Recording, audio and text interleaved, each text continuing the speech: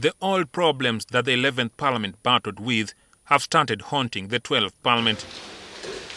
Outcries about the arbitrary arrests and abductions were chorus in the previous Parliament as the opposition MPs endlessly sought answers from the government about the whereabouts of those missing without a trace. These concerns are back. Honourable Speaker, there is again a concern of human rights violations that are not ceasing.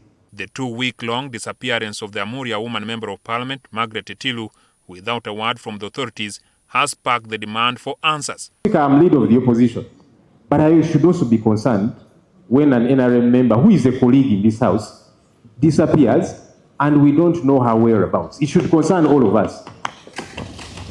Ssenyonyi decried to the Parliament that, other than Etilu, who is an NRM member, abductions of his party supporters have continued.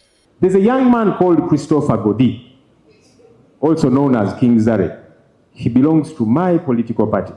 He was picked up by the military in Kamocha on 21st April.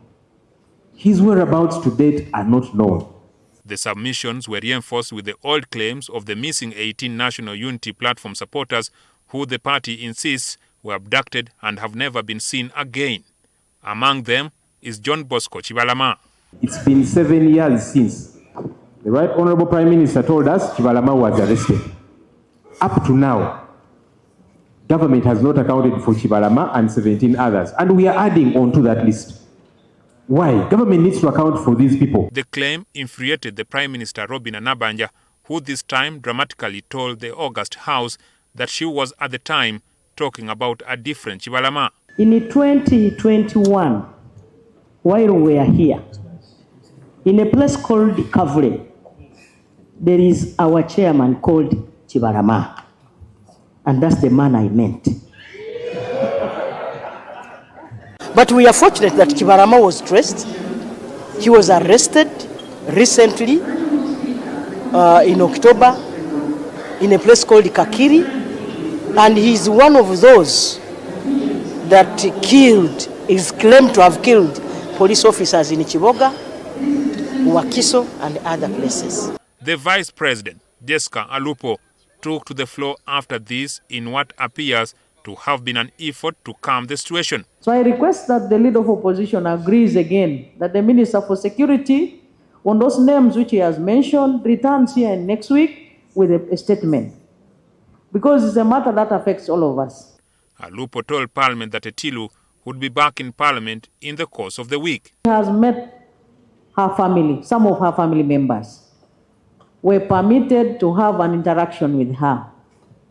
She is safe, she is healthy, and she will be joining us soon. To first appreciate the Vice President for her response, which has been properly clothed and easy to understand.